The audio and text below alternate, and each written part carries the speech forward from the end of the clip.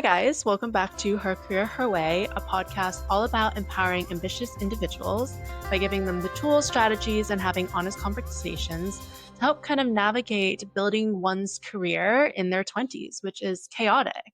And I definitely know as somebody who is 20. And so today's episode is all about kind of being comfortable in the discomfort. I think nowadays in society, and I've definitely felt this personally, I think it's something that we've kind of lost in our generation is how to communicate and how to speak. And there's so much power in how you can communicate and how you talk. And it has so many impacts on just your life in general, whether it's from interview skills, networking, talking in class. And there's so many facets that we use of public speaking. And today we have a really special guest on. His name is Kevin, and he is a senior at Florida State University.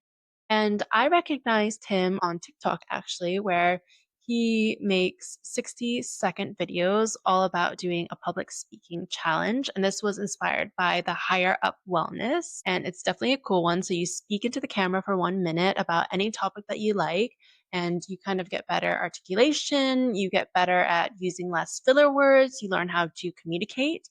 And these are all skills so important for somebody who's building their career, but also just an important skill in life in general. So I definitely wanted to get him on and kind of share his experience. So let's get into it. What this episode is going to be about today is being comfortable in the discomfort. And I know you've been making TikToks and doing the 60-second public speaking challenge, which was inspired by the Higher Up Wellness. And so I kind of just wanted to ask you, what is the 60-second public speaking challenge for those who don't know, and what was your motivation to get into it?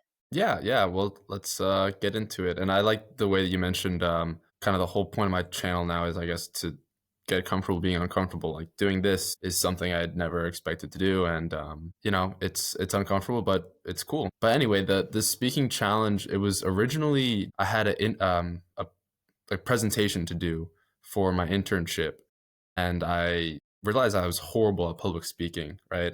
I mean, I'm confident in a lot of ways, I think, and everything. But for some odd reason, like public speaking, getting up and speaking, it was just like I think a lot of people get it just like your heart is racing, hands are clammy, and it's very uncomfortable. And I was like, well, how can I get better at this without? I mean, it's not easy to find situations to public speak, right? So I saw this challenge online, and I was like, you know what, I feel like I should probably do that, right? Like it'll probably help me. And I've had some friends post stuff online, day in the lives, that kind of thing, and I've always been nervous too. I mean, I don't want to be some kind of big influencer or anything. I don't really care about that.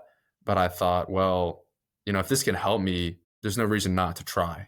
And that's kind of where it started. The first day, I think I took about 6 takes to do, and then I was just like, all right, screw this. Let me just post it. And then since then, my whole thing is like, I really only try to take one take. Yeah, which is kind of hard. I mean, I definitely think I've been told that the number one fear in most people is public speaking, and then the number two is death. So just that kind of reference point of hearing about that is amazing. And I also think it's kind of in our biology to be afraid of public speaking because of just the fear of judgment and how people will perceive you because of that. I mean, you're literally just putting yourself out there, you're putting your voice out there, your thoughts, your opinions. And in this day and age when we can videotape and we can edit and do all of that, public speaking, I feel like, is one of those things that you can't really have a second chance at. And so that's, terrifying in itself. And so I guess I kind of wanted to ask, when you heard yourself back for the first time, how did that feel? I hated it. I didn't even listen to the whole video. I honestly don't listen to my videos. I listen to the first few seconds of it, and I get that cringe, and then I just hit post, right? That's really the only way you have to do it if you're someone like how I was 90 days ago, who didn't like the sound of my own voice. I didn't even like the sound of my voice in recordings, and there's no reason to, right? Everyone has their voice. Everyone has their, how the way they look and the way they sound, and I don't know why a lot of people cringe at that. Absolutely. Yeah. And you mentioned kind of about seeing your friends post online and videos and things like that day in the life. And were you ever kind of judging them per se of like releasing those videos? Yeah. I think it's human nature to judge other people, right? Even if it is something that's helping them and they're getting, positive feedback from, you're going to judge people that are different than you. That's kind of a lot of stuff I've learned just from doing this. And as I've grown up, you're going to judge people that are different no matter what they're doing. I've been on that side of it. I've been on the other side of it where people are judging me. And it's just kind of how it goes. But if you can figure out how to look beyond that and step into other people's shoes and realize, well, they're not doing anything that weird. They're doing what they think is cool and what they think is interesting. And I think that's a good way to kind of let go of judging other people and getting away from that fear of people judging you. Yeah, absolutely. I mean, I think one of the things about judgment that I feel like, and that I've learned just by reading a lot of books and listening to a lot of people, is that when we judge something, it's actually us internalizing our own fears and projecting it out onto other people. So if I kind of judge somebody for being overly confident, maybe that's something that I'm insecure about myself, that I don't feel that I'm confident in myself. And so I think we can get really stuck in that thing where we project our own fears onto other people. And that's why I think it's so important to kind of just look inwards and see what is actually like holding us back in terms of how we're judging other people. I totally agree with that. Yeah.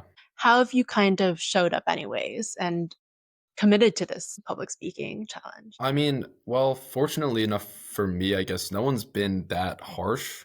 I think mostly because what I'm doing is it's not like it's offending anyone or that strange or anything. But it's like life keeps going, even if people are, and even if they're doing it behind your back. Like, especially if people speak behind your back, it's like, is that really affecting your life? I think I made a video about this as well. It's like if you have people in your life or people that are maybe talking behind your back that they're not saying it to your face. It's like, well, if you don't want to be like those people and you don't necessarily respect them, then and it's not affecting your life, then it doesn't really matter. I mean, if you look at any successful leader ever, they've been judged just as much as they've been loved. Political leaders, CEOs of companies, no matter if you like them or not, they got the life that they wanted for the most part, and they did it with judgment behind their back. So it's like you can't let that affect you. Yeah, absolutely. And kind of, I guess, like tuning out the noise of other people and just you wanted to do something and public speaking was your goal and you just honed into that and that's what you did. And that's, it's really brave to kind of put yourself out there. So definitely commend you on that. And Thanks. then I guess I commend you on doing this channel as well, by the way. Just I wanted to this is cool. thanks. Thank you. Yeah, I'm very thankful for having you on this podcast as well. Yeah, it's brave to put your voice out there and to speak about what matters to you. This podcast is all about kind of giving people the tools and the strategies and having honest conversations like we are right now to kind of just see the chaotic landscape of your 20s and building one's career in it. It's definitely messy, and there's so many skills that we can learn throughout our development. You've been doing this for 90 plus days now, and I know it's like a kind of 100-day challenge and things like that. And I know now that you kind of don't think of it as a challenge, but did you have kind of a breaking point where you wanted to quit the challenge and just not show up anymore? And how did you kind of push through that? Yeah, for sure. I would say there was a point probably at like day 30 to 50. I can't really remember, but I just the biggest thing for me is I just didn't have much to talk about, right? And I still hated doing it. I still was nervous to click play every single time. And it wasn't like oh, I can't wait to make my little video. It was not like that. And you ask yourself these questions like, oh my gosh, why am I doing this? Like this is probably stupid. I'm gonna look back and say this is stupid. And I didn't obviously, but you have these questions, and it's like even if all that might be true, just the fact that I told myself that I wanted to do it, if you make a promise to yourself and then you don't do that, I treat it the same as if I make a promise to a friend. I'm going to fulfill that promise, right? You got to treat yourself as your best friend. If your friend tells you to do something and you promise him that you'll do it and then you don't do it, he's going to think you're a horrible friend, right? And you got to do the exact same thing for yourself. So that's kind of what kept me going. Yeah, absolutely. I mean, I think one of the main things is accountability partners and just having somebody to keep you accountable for what you're doing. And I feel like we always are thinking about how we're going to let other people down, but I think what's even more important to think about is how are you going to actually let yourself down as well? Because at the end of the day, this is you showing up for you and doing something that you want to achieve. Sometimes it's hard for us to kind of work on ourselves. And so it's easier to think about it through like a friend or a lens like that. Yeah, yeah. And to add on to that, you say it's not easy to help yourself. One thing that I've kind of realized from starting this as well is, I'll get DMs from people, this is great, I need to start. And then I just tell them like just do it, just start. And they're like, no, I can't, I'm too like blah blah blah. You don't have to ask permission to do something that you should. People I find to start something, which is always the hardest part, to start something that maybe even they want to do but they're nervous to do, they ask their friends, they ask their family, they ask people, and they want positive feedback, right? We're all subconsciously, in dire need of people's approval. And it's like, you're not going to get everyone's approval, right? I mean, you might get some people's approval, but you're not going to get them all. And you don't need that, right? You just got to start. Like, I didn't tell a single soul that I was going to do this. I was just like, you know what? I know that it's going to help me. And it doesn't really matter if I get positive or negative feedback. And it's definitely hard to kind of separate yourself from that, but it's I think a necessity. I think it's such a human nature thing to kind of look for external validation. And we think we have an idea, but maybe it's not a good idea in our heads. And us as humans, we constantly overcomplicate things. And I think external validation will get you somewhere to a point, but honestly, the most important thing is having that intrinsic motivation and something finding your why of why you're doing it. And I think something as we grow up, and I know that as I've grown and still growing and still learning and things like that, you realize that the most important voice and the most important thing that you need to hear is actually from yourself. It's hard when people don't like your ideas or don't agree with you, but why does that matter kind of if you know what you're doing is right? And again, if you're not harming anyone, why is it not a reason to start? I totally agree. If it's totally something that's focused around you, you're not going out offending someone, talking ill of somebody else. There's there's really no reason to be super nervous and afraid of it. And so I guess I kind of wanted to talk about you wanted to start this challenge as well to build your articulation. And kind of what have you recognized with that? Has it improved? Are you using less filler words? What's your kind of reflection back on that?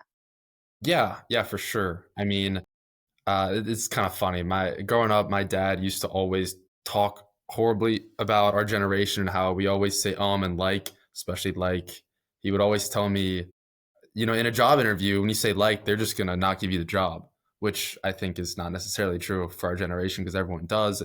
But he has a point, and the less we can say like and these filler words and speak well and articulate, the more people I think will listen, and it's probably just advantageous in general. And I have found that I am a lot more cognizant of it, and my vocabulary has gotten a lot better.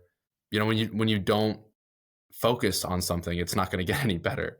So now that I'm finally focusing on it, and truthfully, still don't have the best vocabulary. I'll be in rooms with people a lot smarter than me, and they'll be using these big words, and I'll be like, "What does that even mean?"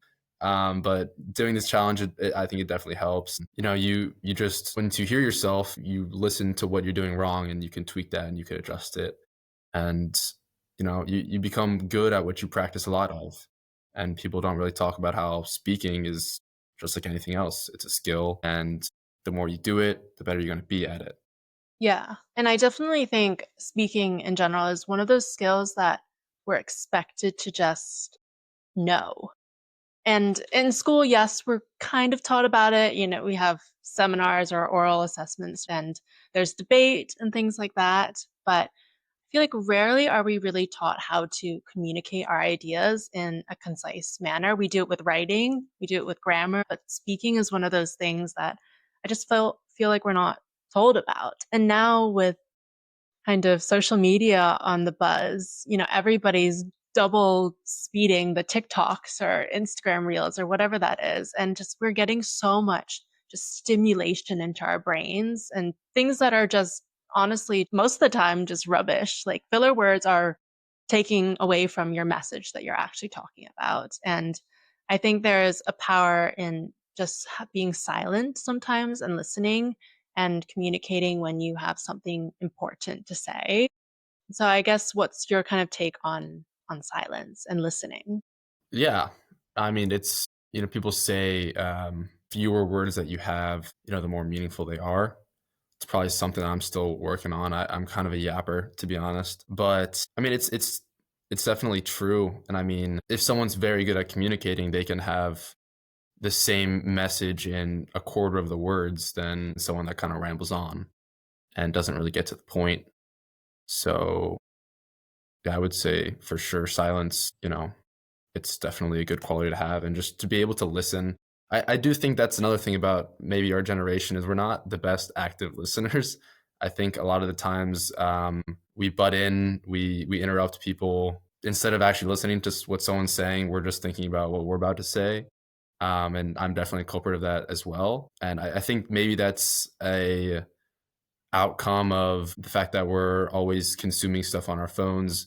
We have a lot less time in a group project like environment. I don't know about you, but all my classes are massive lectures and we just kind of sit and listen. There's not a whole lot of collaboration and not a whole lot of actually speaking. I think that hurts us in a lot of ways. Yeah, it's definitely a lost art. I mean, I also sit in mass lectures and just listening to 2 hours of just my professor going on and on about a topic. And it's definitely hard to sometimes just pay attention. And where I feel like we really learn is in conversations and communicating and asking those questions. I completely agree with that, and I feel the same way. And I also wanted to touch up on the whole point of me doing this challenge and everything to get better at public speaking. Well, I still get nervous getting up and speaking. So one thing I want to just point out there is with doing this, every single time that I am in a public environment where I try to be as curious as I can, so I try to have questions, but I force myself to get up and talk. The bigger the environment, the more pressure I put on myself to actually do it because all of this is kind of pointless if I'm not actually applying it to my life, right? So I want to put that out there as well. You can practice all day, put it into a phone, but it's a lot different. Even if hundreds, maybe thousands of people see it online, it's way different than that in-person element of it. Yeah. How have you recognized your public speaking filter into, like, have a ripple effect into other aspects of your life, like either relationships or just interviews or even your kind of internship presentation? How has it kind of improved the other aspects of your life? We're going to take a short break here, but don't go anywhere because Kevin has so many more insights to share and unexpected outcomes that come from just showing up. How has it kind of improved the other aspects of your life? Yeah, no, that's a great question. And it has in ways that I would have never expected. The more I get up and speak in rooms full of strangers, the more people, one, they recognize me, two, they want to come up and talk to me about whatever my question may have been. It's almost like I get to know them without having just a 1v1 conversation. I'm a lot more present, and being present, I've learned is just very important. I mean, it's easy to be a fly on the wall and just sit and listen, but you're not going to have those relationships. And I'm going into commercial real estate, which is an extremely relationship driven business. And that's why I think I'll do well in it. And I really like it. But that's a big reason as well. I knew I needed to get better at public speaking and speaking in general. And, from doing it, I've met so many people and stuff like this. I mean, I would never have met you. I would never have had the opportunity to come on here and do this if I didn't just take that step to do it. And you're right. I think communicating and just speaking in general is taking that one step to just put yourself out there, which is so frightening sometimes. I mean, it's scary to just put yourself out there, but how many kind of opportunities can you get when you do that? It's almost as if you're reflecting on yourself when you're looking back on these videos and things like that, which I think is something that more people just need to do on a daily basis because that's how you can kind of recognize things that are maybe keeping you stuck or limiting beliefs or even things like that. I read a research article recently about they did a trial and studies showed that people who actually changed their thoughts and beliefs about their public speaking and changed how they perceived it, saying instead of I can't do this towards I can do this, they actually had an improved performance. I think we really limit ourselves as humans. And once we change that just perception of ourselves, we can unleash so much more that we didn't even know. I totally agree. I mean, you have to believe in yourself, and I think that's probably half the battle. I also kind of, I have philosophies like that. Like, you have to almost be like unrealistic. People like if people are telling you you're unrealistic, like that's a good thing, in my opinion, because like if you set the bar up here, you're gonna be aiming for that all day, right? And you're going to be doing it every single day. You're going to do as much as you can. Even if you only get to maybe here, that's still so much better than if you were to like not even set the bar at all or set it for like down here. Because if you set it for down here, once you get there, you should be like, oh wow, I did my job. Now what am I gonna do? Now you're probably just gonna get distracted and you're gonna go lower if we're being real. So that's kind of my philosophy on that. Yeah, absolutely. Absolutely. Yeah, setting the bar high and kind of, I don't know, almost being delusional about it as well. Yeah, And not that's to the a word I point was where yeah, kind of delusional. acting That's the word. delusional. Yeah. Yeah, and definitely acting as if. That's a new concept I've kind of been ruminating with of just acting as if you already are that person that you want to be and that Mhm. goal that you want to achieve or that dream that you want to achieve. And then I feel like just things will come to you with that. You have the intention, you have what you want to do, and then you're taking the actionable steps and then, just letting it go. Like you are that person already and act as if, and then things will fall in line. Agreed. Yeah. Yeah. I mean, imposter syndrome is very real, and everyone gets it. Like, for example, my sister, she's a pilot for the Navy. My family's very, very high achievers. I'm trying to, be the same, but she's a pilot for the Navy, and she even told me she gets imposter syndrome. And I was like, well, why? You're like one of the smartest people that I know. You're flying jets for the military. How could you think that you don't belong here? And she just does. It's something that everyone struggles with. What do they say? I saw someone have a quote. It was like, if you want to fall asleep, just act like you're asleep. And it's so stupid and simple, but it's true. And I even apply that when I'm trying to sleep now, and it maybe helps, maybe. But yeah, you have to act like you've already gotten to the finish line if you want to be at the finish line, I think. Yeah. Wow, yeah, she's definitely doing a lot. Yeah. Definitely high achievers. Yeah, and it can be intimidating sometimes just to be around those people, but I think it's also you can reframe it as being just an inspiration. Like this is where you've seen this, you like it. How can you also like emanate that as well? What are kind of the main takeaways that you've had from this challenge? And what would you tell, day one, Kevin, about this? And Kevin, I guess just do what you like, do what you think is interesting, do the things now that one are uncomfortable, but two, that they're gonna help you grow.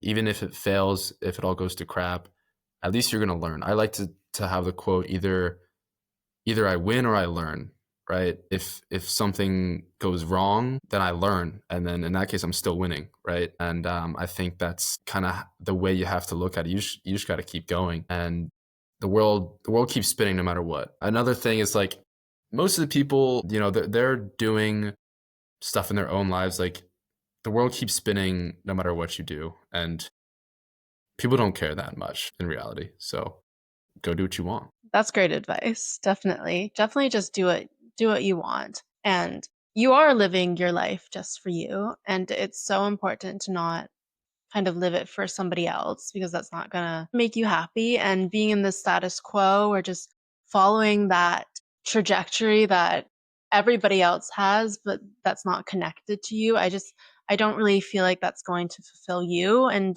honestly, I don't think you're going to do as good of a job as you would have done something that you're passionate about.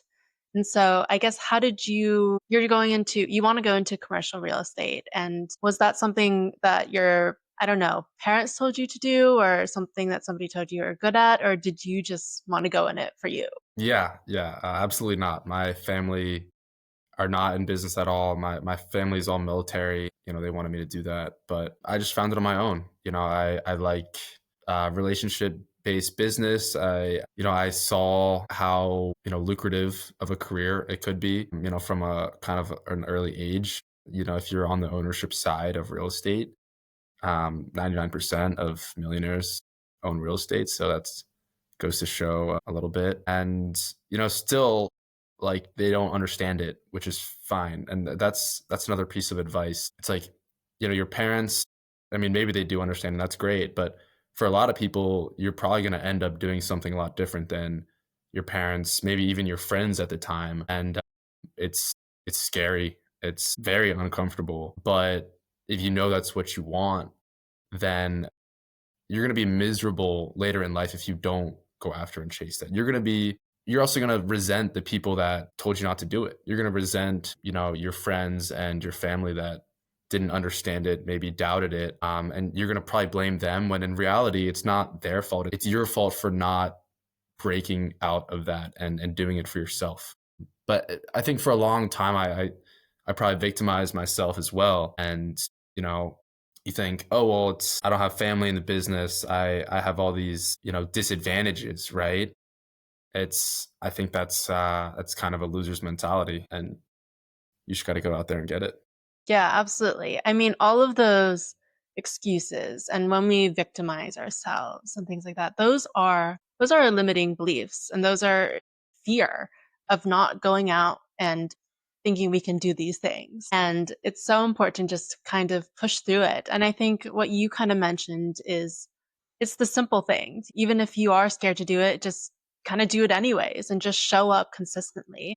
And I was wondering if this challenge has kind of helped you grow your discipline and your perseverance skills. 100%. I mean, I actually made a video about this as well. It's not just to get better at public speaking.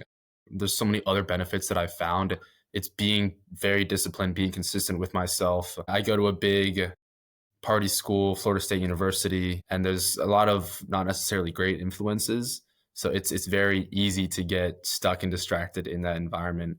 And when you're working towards something every day, every single time I put my phone down and I take a video as if I am the person that I want to be. And when I do that, all those outside distractions, all of those negative impacts on my life, I remind myself every day that I don't want that.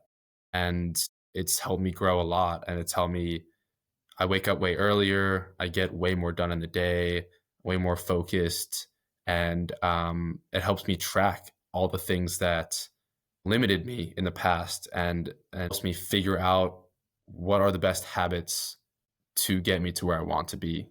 And I definitely just doing something every single day that is good for you, it's going to help you in every single element of your life when it comes to discipline.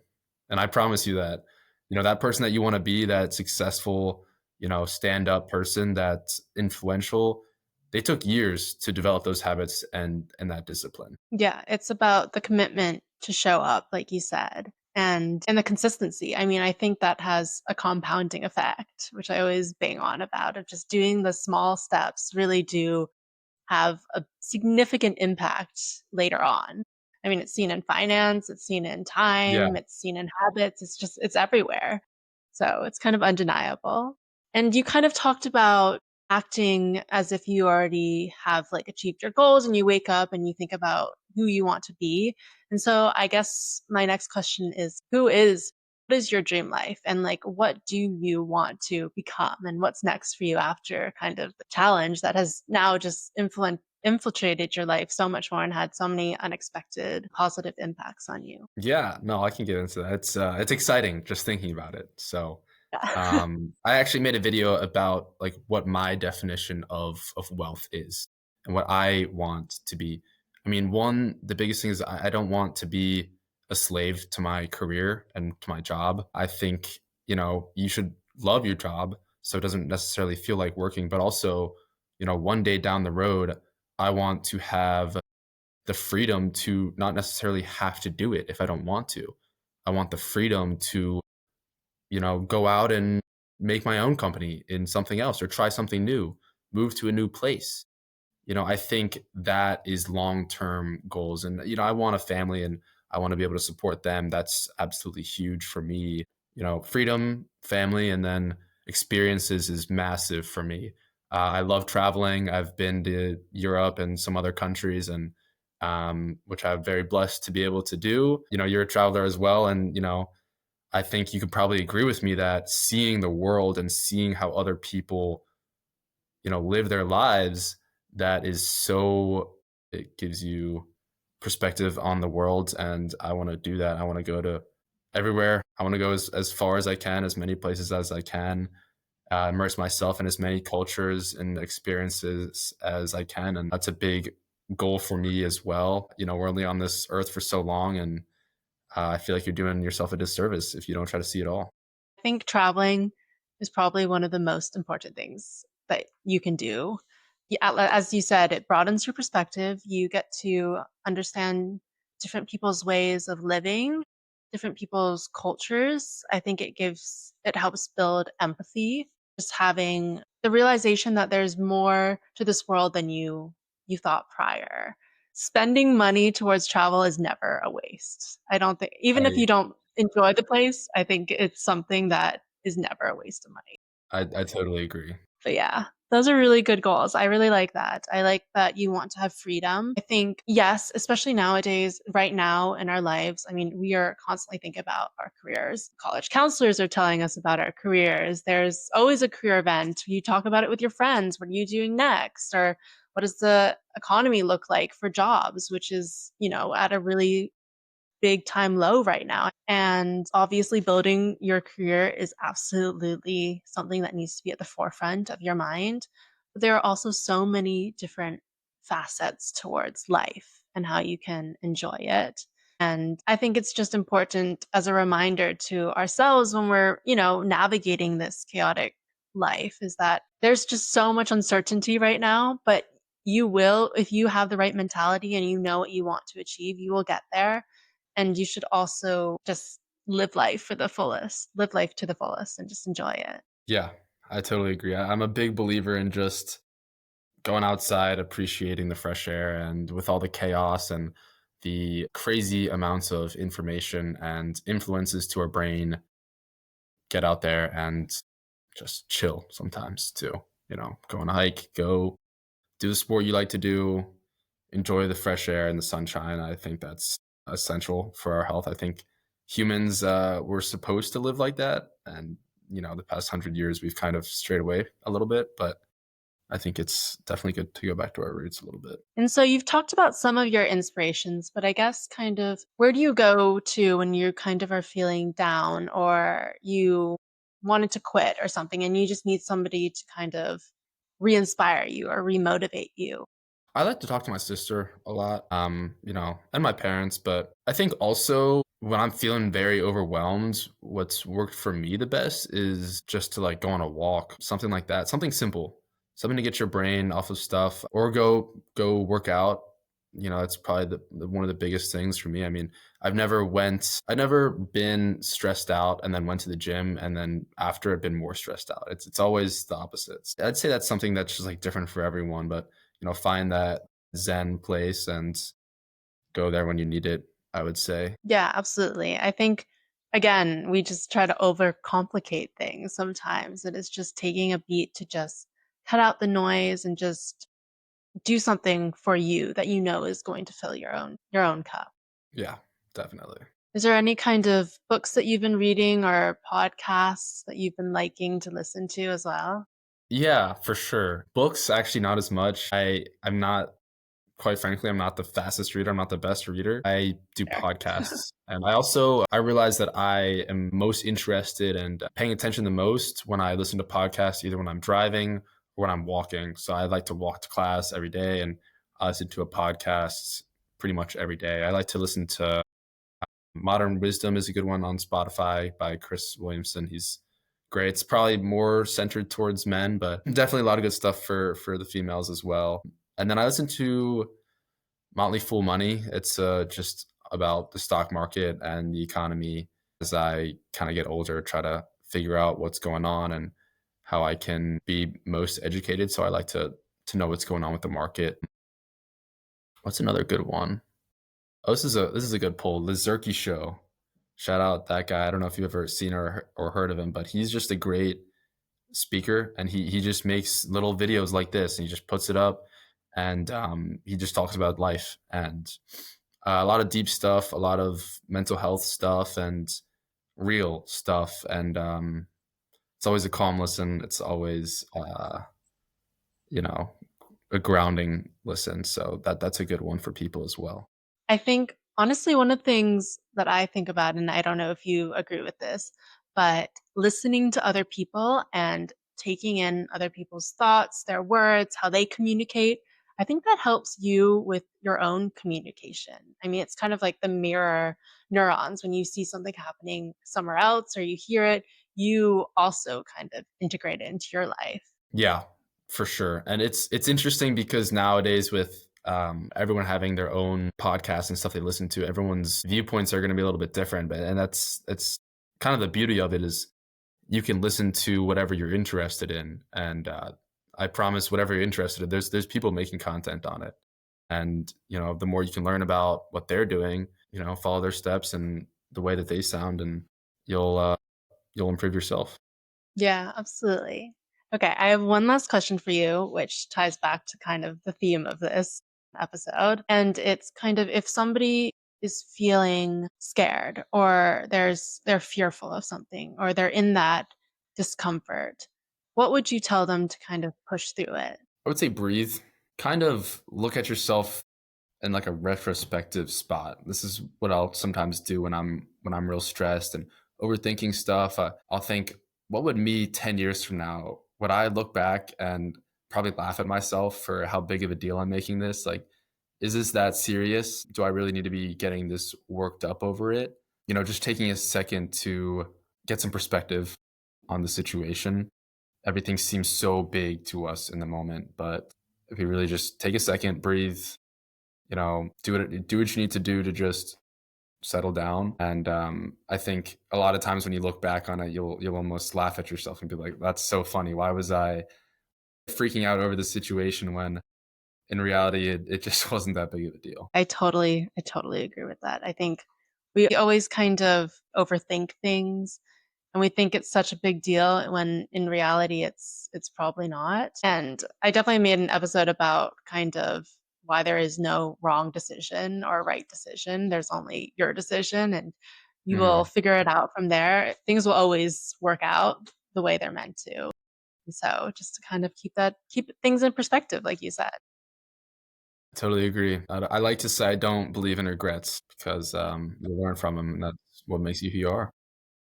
Yeah, and like you said, there's only wins and learnings. So, Exactly. yeah, can never go wrong. Hmm. Yeah, thank you so much for talking, and being a guest on this podcast. I really appreciate you taking the time to do it, and I also really appreciate you being brave enough to kind of go online every single day for a minute and talking about topics that you're passionate about and putting yourself out there. And I think it's inspiring to those around us who, are scared to do something, but you show up anyways. Yeah, no, I really appreciate you inviting me on here. It's not anything I've ever done or even considered a possibility until today. So this has been fun. It's been cool, and I love talking about Yeah. this kind of stuff. And it's fun to see like-minded people that are also doing cool stuff, and hopefully we'll be some kind of leaders of our generation one day or something. Yeah, absolutely. Who knows? I mean, we never know kind of what opportunity is around the corner, and we just Exactly. have to kind of be open-minded and yeah, maybe we'll do another episode. Yeah, yeah, that'll be sweet one day. Let's do it. Thanks so much for listening to this episode. I definitely took away a lot of things from Kevin and what he had to say. I think one of the biggest things for me was that there's only winnings and learnings, and also just how important it is to be consistent and to show up no matter how terrifying it is, because it unleashes so many opportunities and you realize that you have so much more potential than you thought. So I hope this resonated with you.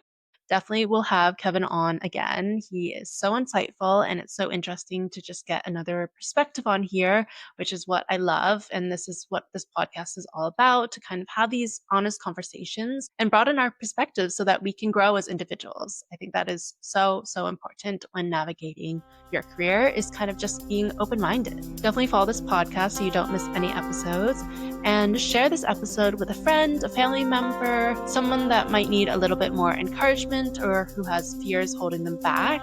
And let's get uncomfortable. So, thanks so much for listening, and I'll see you in the next episode. Bye.